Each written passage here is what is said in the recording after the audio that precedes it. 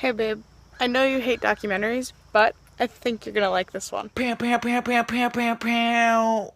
Happy birthday, Jack, my dude. What's up? Um, we're putting this video together today because his beautiful girlfriend Shannon thought it'd be a great idea, and I think it would be too. Could you send me a stupid video of your stupid face stupidly saying something stupid to John?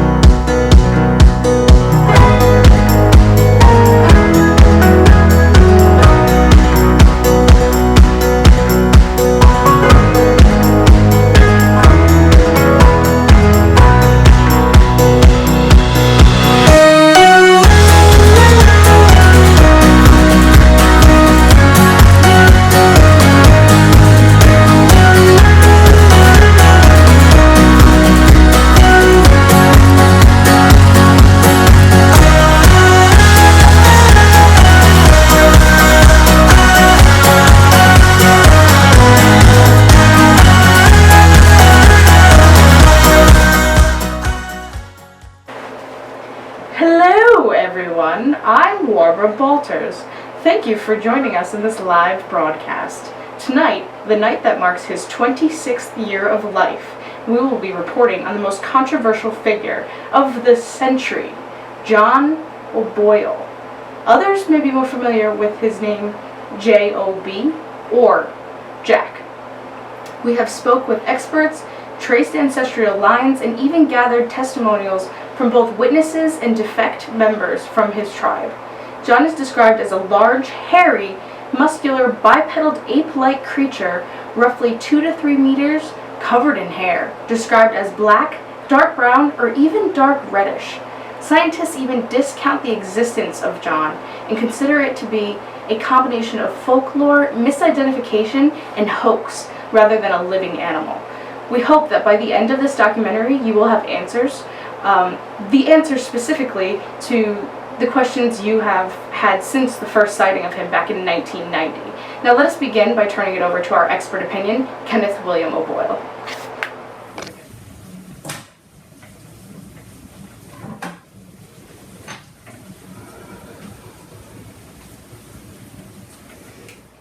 Kenneth, are you there?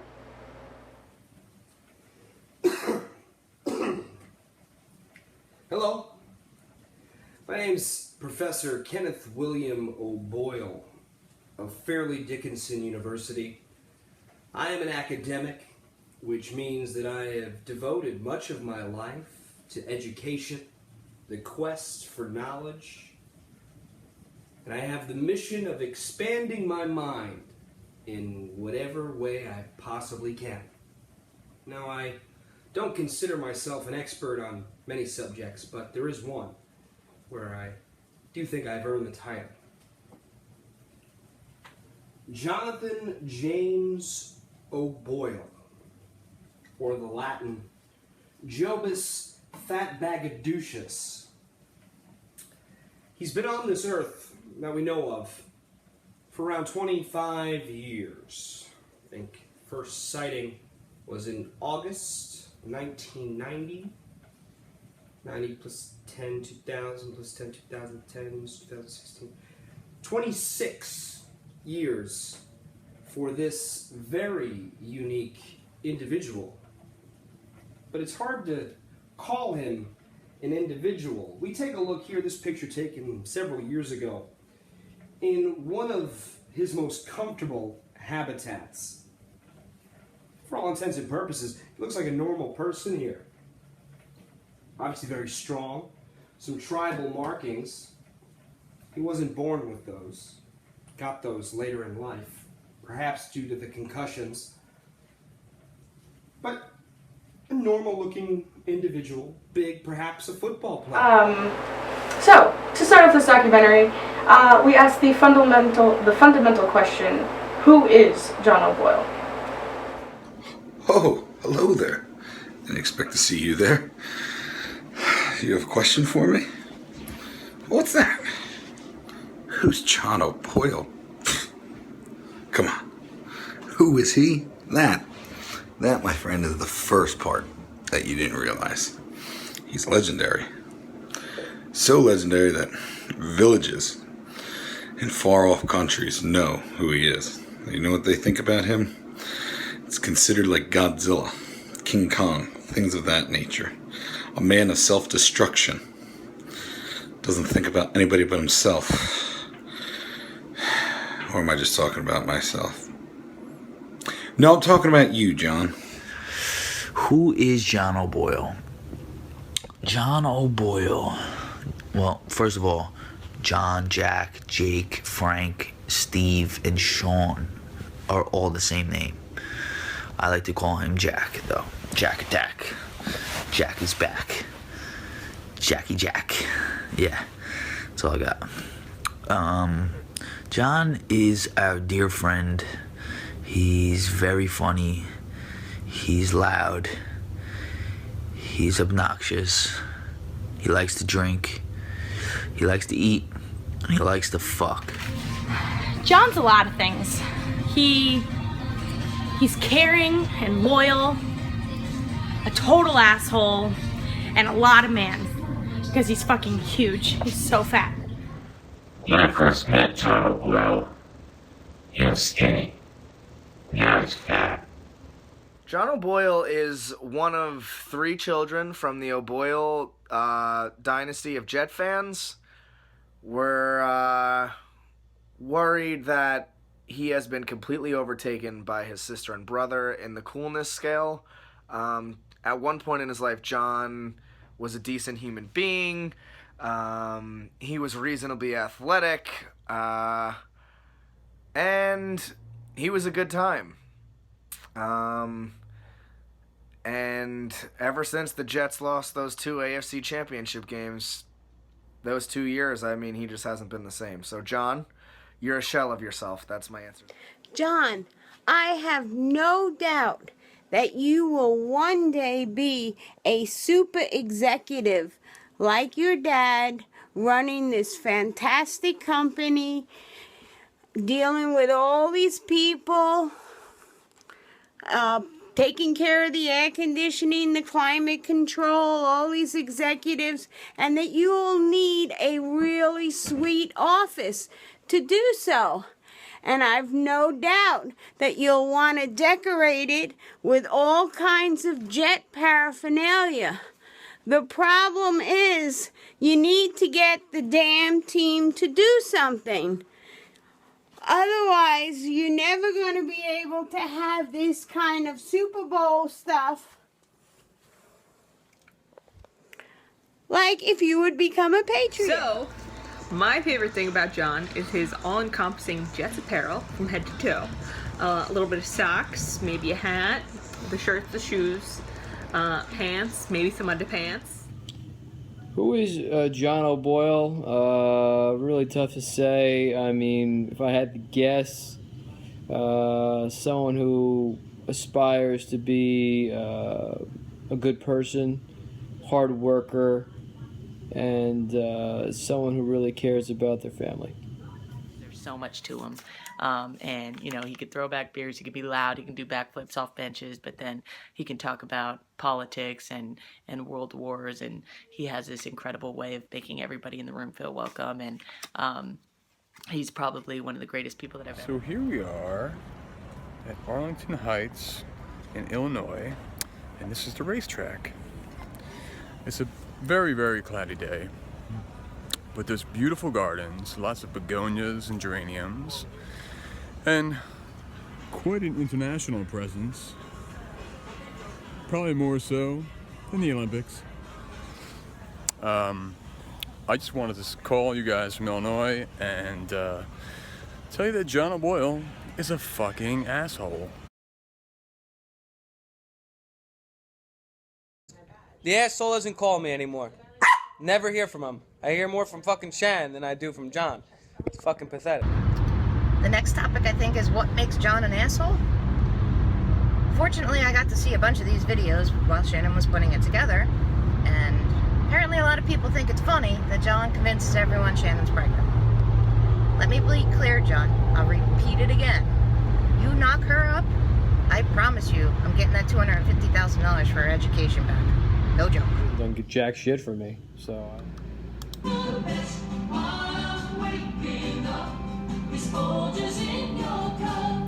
So how has John affected my life? Well, every time I hear that song, I'll fucking hate it forever.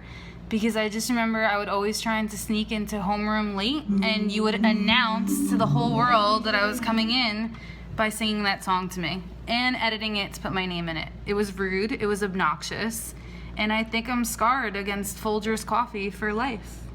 Her mustache, very anti-Semitic. I don't know. That's just inexplicable. Maybe the concussions. And inside this...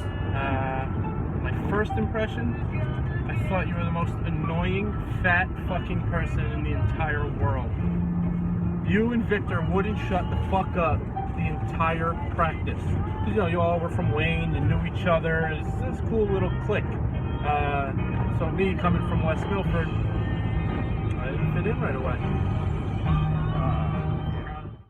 What I don't like about him the most probably would be he doesn't use his blinker often. It really pisses me off. Yeah, like we're pulling into a 7-Eleven.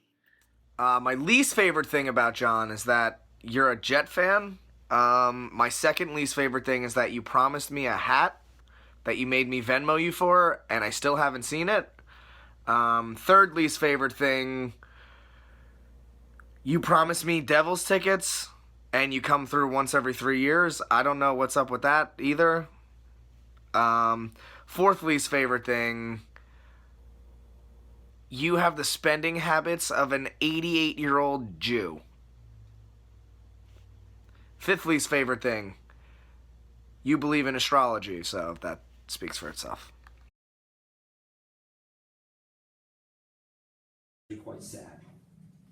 So we move up the legs to the rear end, and here we get a nice shot of it where you can actually see the gluteus maximus. You see the crack there, and inside would be the rectum. And yes, I know what you're thinking. He's asking for it. And this picture may be a couple of years old. We can go back close to 10 years and still see common behavior. You thought he was asking for it there. Yes, there's clothes on. But the arched back, the look, the Derek Zoolander kiss me face. Obviously a lot of homosexual tendencies with Jobus Fatbagadoucious.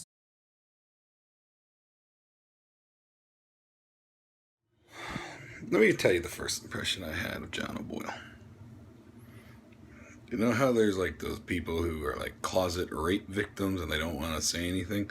That's the first impression I got of John, was that I'm going to be a closet rape victim. I was nervous. Nervous for myself, nervous for my family. I don't know if I've ever met a man who has such an imposing threat on the people around him. I fucked up putting a Q-tip in my garbage can.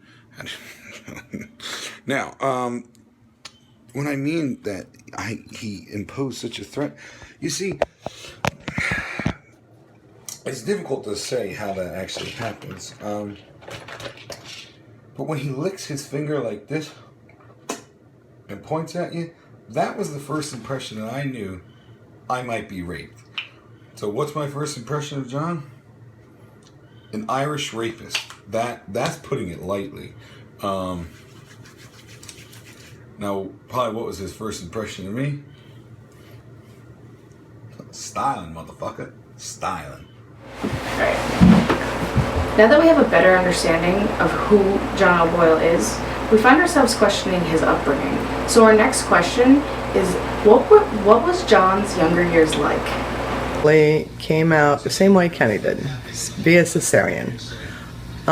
It's kind of weird, but I can still remember the first time I saw John. There was so much excitement. newborn baby in the family, a new cousin to meet. They led us to the nursery, and everyone crowded around the glass, oohing and awing over him. You know, being the smallest, I had to wait my turn. So I sat quietly while all the adults got their fill, and finally it was my turn. So I step up to the glass, I look over, and we locked eyes, and those big brown eyes, man, like instantly melted my heart. Dark hair, slight curl to it, those big rosy cheeks. Most beautiful fucking baby I've ever seen. To this day, most beautiful baby I've ever seen. I just stared into those doughy eyes for what felt like hours. And eventually, my mom tapped me on the shoulder and broke my gaze. And as I was about to try to explain that powerful moment that I just shared with this newborn baby, she asked me what I thought about those pretty green eyes of his. Taken aback, I asked, "What do you mean?" "He has brown eyes." My mom pointed you out, and it wasn't the perfect little doe-eyed boy I had thought. To my surprise, it was the doofy-faced, mongoloid-looking thing that I'm pretty sure choked on the umbilical cord on the way out. But either way, you're my cousin, I love you, and I'll always remember that day, because that was the day that I met James Lautner. And we actually still keep in touch to this day. So shout out to my boy James. What's up? It's his birthday too, Obvi, so happy birthday, James. I made you. I made you into who you are today. I brought you into this world. I literally came in a cow and made you. Growing up with John. Growing up with John was a struggle. He was extremely protective over me, one of the most protective people I've ever met. He was the second father I never wanted. Things got awkward when he started dating my best friend. Those daddy issues will never go away. So John and I met at DePaul Catholic. It was freshman year. We were both in basic algebra. We had both placed into 6th grade math. Within a month, I had actually advanced to calculus, and John was actually demoted. He found himself in a tough place when he was in a 6th grade math class in 9th grade. That didn't stop him from being an arrogant, pompous asshole. But John's childhood, since I knew him at the ripe age of 14, 15 years old, was definitely tragic. He was dumb. There was an athletic bone in his body. He could barely speak English, but he didn't speak any other languages. He just grunted and made noises for no apparent reason. So I'm not sure about John's childhood before then, but if I were to guess, I would think that he was raised actually in a cave. John, until he was about 2, never spoke English. He spoke alien. Kenny translated every word this kid was saying to me because I never understood a word he was saying. I got him to point a lot, which helped. Jonathan, at the age of 12, around the 6th grade, even then he knew to try to keep his mouth shut. But then his brain, he started to act out. He was very rebellious, and there you see the smile. And even still, this picture doesn't do it justice. It's quite literally Guinness Book of World Records, the most unique bite in the world. If John were to commit a crime and somehow leave his bite mark at the scene, he would be instantaneously identified. So, John, Jobus Fatbagadoucious. Here, cut off from the rest of his body, it's actually not a bad look. You don't get to see the titties and the guts and the small penis. Fortunately, all of that masked by the very polluted and disgusting jellyfish-ridden brackish of the Jersey Shore and Manasquan River and Barnegat Bay. You see his face, and you actually start to see some resemblance to the being that created this catastrophe. Not that far off. Not that far off at all. So much great testimonial on John's childhood. Our journalists were even able to find one unique comrade who volunteered to be a part of this documentary. After explaining the progression of their friendship, we found it no better way than to reenact it. So here you go.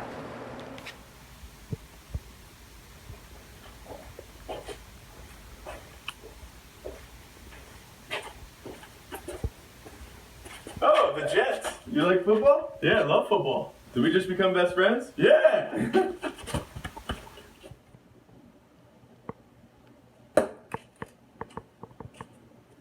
Hey, John. What's up? Try this new stuff. It's called beer. What is it? June got it for us. June got us this? Yeah. Oh, okay.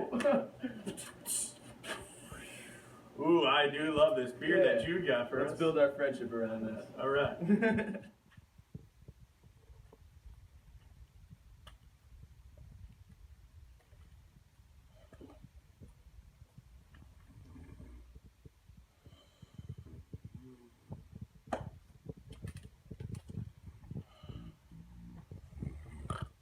Go. Kenneth, could you tell me more about this drunken sleep? Just to show the midsection here, again, obviously clothed at this point with some other kind of species. And in his natural state, this is actually a state where he spends most of his time. And we call it drunk, passed out on the floor. And you can tell some injury sustained here. Could be some kind of sexual ritual between him and his mate, but also that could be just buffoonery and pretty much carelessness and overindulging in alcohol abuse.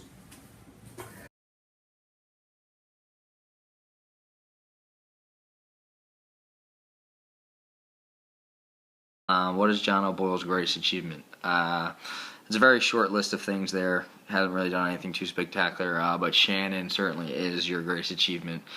So don't mess that one up. Hopefully she doesn't say no to you, but if she does, these shoulders are here for you to cry on, buddy. John's greatest achievement, and this is actually serious, John's greatest achievement is that somehow he has a great girl by his side. He has done nothing positive his entire life, but Shannon, you're the GOAT. What is John O'Boyle's greatest achievement? I mean, there's not a lot of them.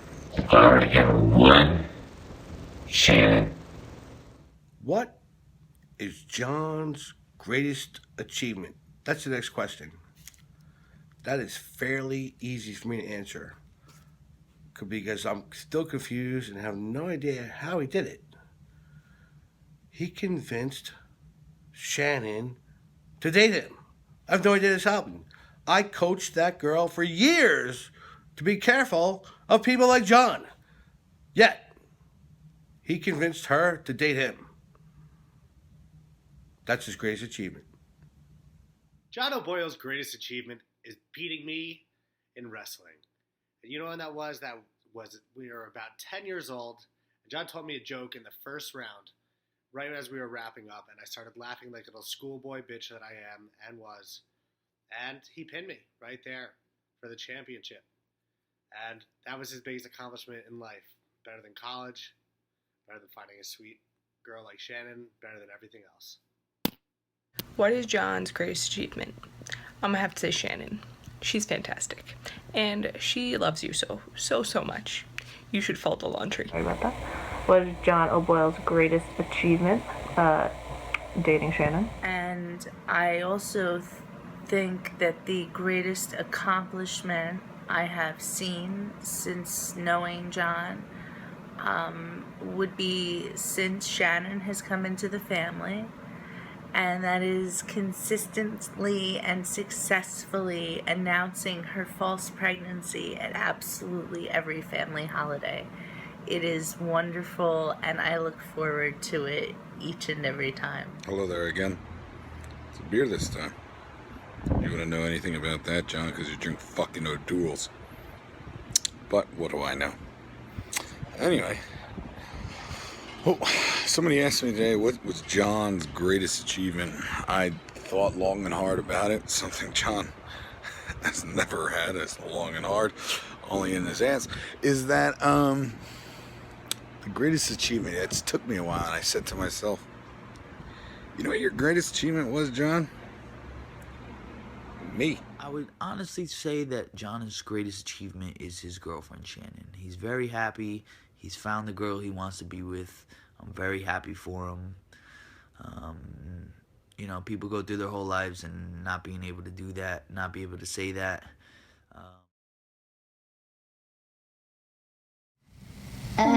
You might also be asking me, how has John affected my life? 8. How has John affected my life?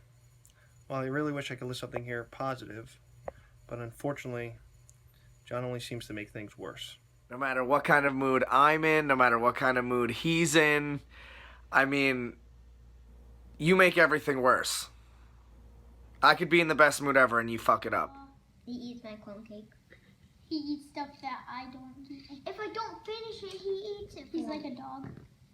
And go. The children bring up a fantastic point. A dog. An animal. If John were an animal, what kind of animal would he be?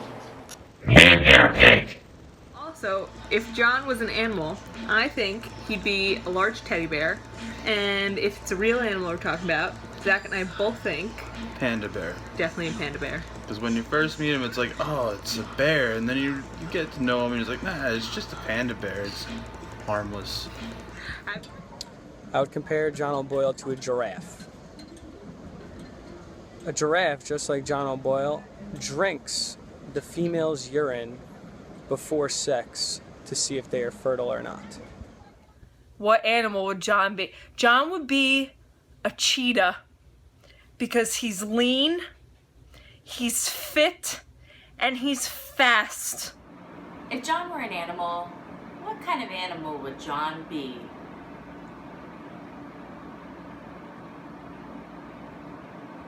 A snake.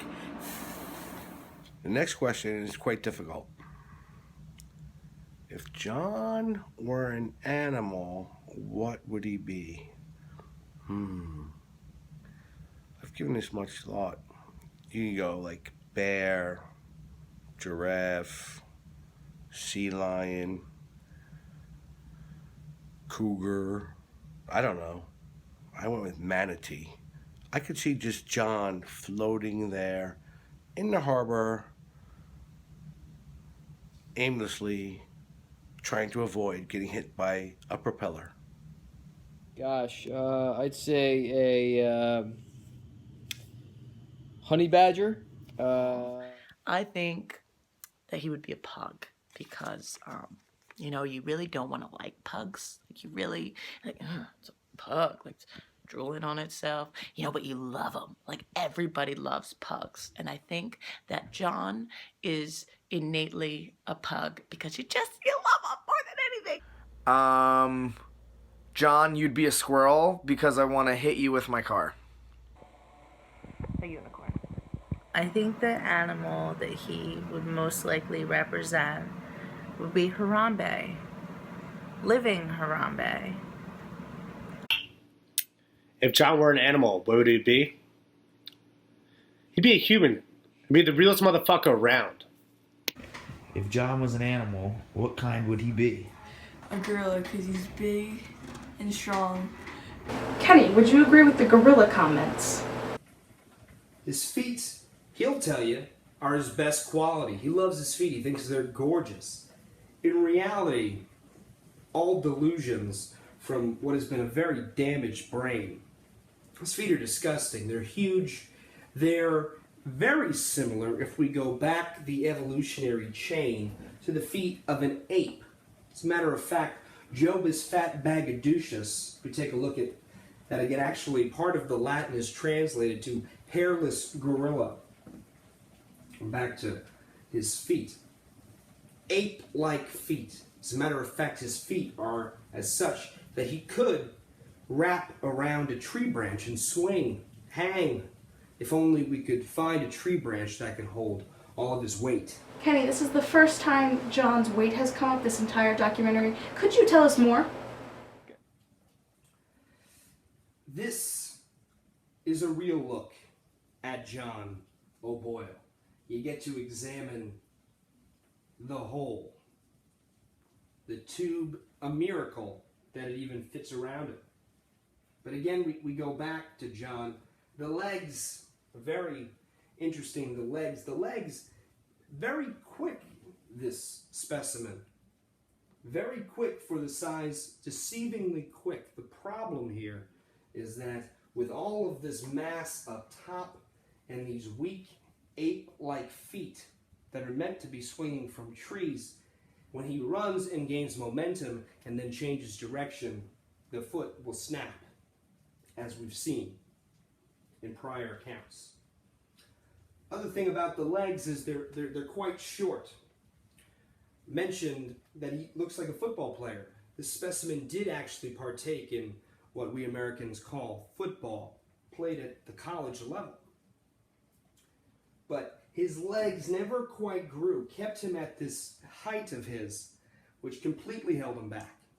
It was too short. He'd never make it any further than he did. And it's actually quite a miracle that he made it as far as he did. You take that shirt off and you see what's actually underneath. And that is a miracle, like I said, that the donut tube got around. But that is just a lot of mass and weight. And the breasts area here, small nipples, interesting. Runs in the family, I suppose, at least on the male side. But at least a B cup. A little bit of chest here.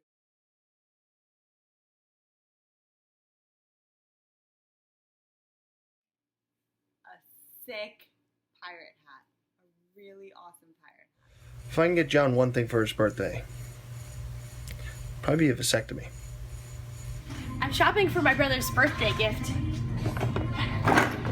I want to buy him one of these because he always claims his penis is so small, and really it's for Shannon. Maybe get some other things like this and shove it up his ass, or maybe, I don't know. I guess we should go look around. If I were to get you something for your birthday, John, it would be the same thing that you've gotten me, which is nothing. What would you buy John for his birthday?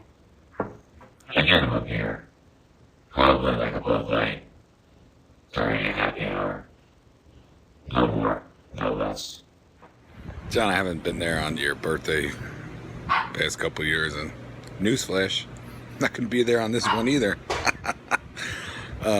You putz. But if I was there, and I did have to get you a birthday gift, it'd be a casket. Now go off yourself, you fucking idiot. God, I hate you. With that, I think we should just wrap it up with Kenneth. To you, Kenneth. Jonathan James O'Boyle.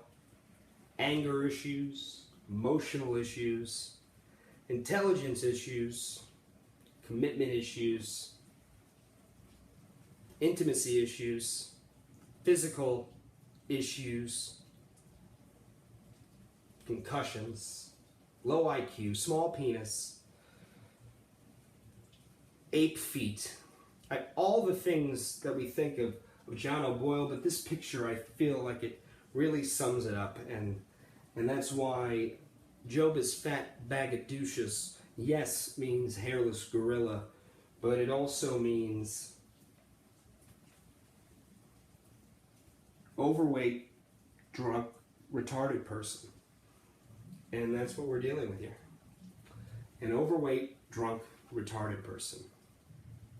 I hope you've enjoyed this lecture on Jobus Fat Bagadocious Jonathan James O'Boyle. Not named for the father, for obvious reasons. And if you have any questions, please feel free to contact me. Again, my name is Professor Kenneth William O'Boyle II of Fairleigh Dickinson University. My email address, KENOB1@FDU.edu. I'd like to wish you peace, love, God bless, Baba Booey, and hit him with the hey.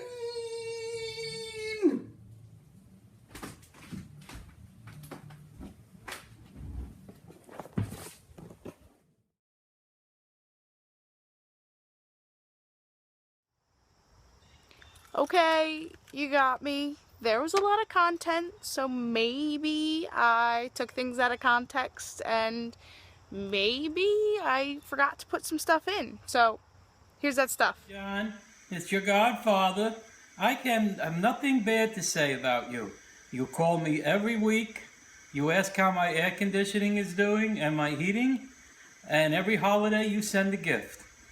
So especially that big turkey at Thanksgiving. Have a happy birthday. Thank you. Bye. Happy birthday, John. I love you. I miss you. John, happy birthday. I'm so happy to see that you're taking over things and running the service department down at ECC. Maybe you should bring that tire down there so when it gets a little hot in the kitchen, you can flip it over a couple of times and break some of the steam. Look forward to having a good year, and I want you, if you can, bring Shannon by and give us some good news. Bye-bye. We're supposed to end this little interview with a "fuck you, John," but I'm gonna end it with "I love you, John." Great friend to have. John, I hope your birthday is as good as this fucking corn dog. Wait, you asked what's my least favorite thing about John? Well, I'll tell you what it's not.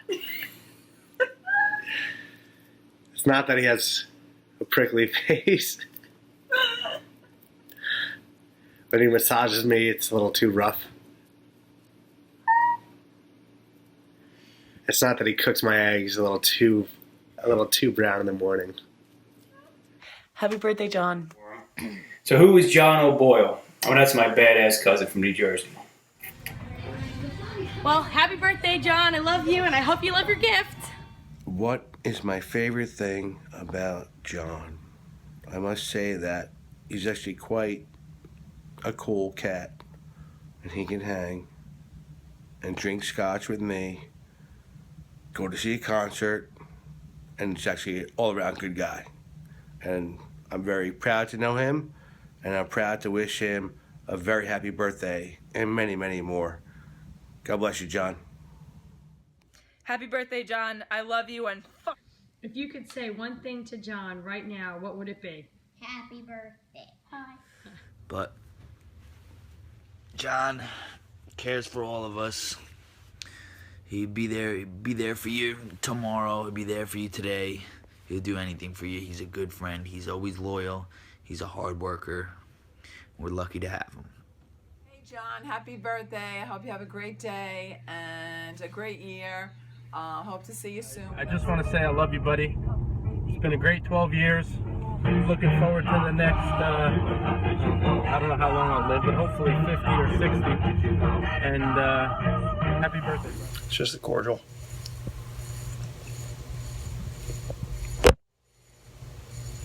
Have a happy birthday, John. You deserve it. Love him. I love you, John. I know I'm your mama, and you love me to death, and I love you for that. I can always count on you. Allie, not so much Kenny, but you're a good kid, and now that you're 26, you act like you're 32. So try to stay young as long as you can, because getting old truly sucks. Okay, happy birthday, honey. Love you. See you on Wednesday.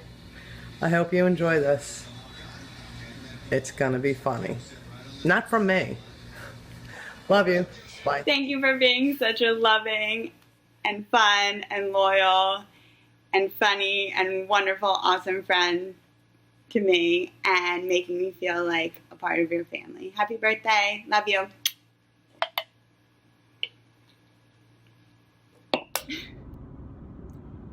Yeah, John, a happy question video. John O'Boyle, to me, is my best friend. You knew that. I know that, but I don't know why I know that, so I just want to put that in there. Happy birthday to John, my child. You know I'm really your mommy. Have a very happy birthday. and bring me the other good news that you know I'm waiting for. Happy birthday, John. I love you.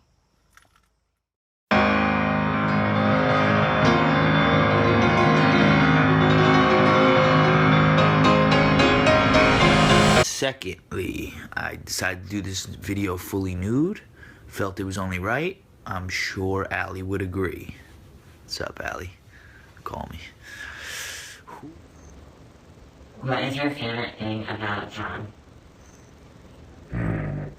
Shannon. What is your least favorite thing about John? Shannon.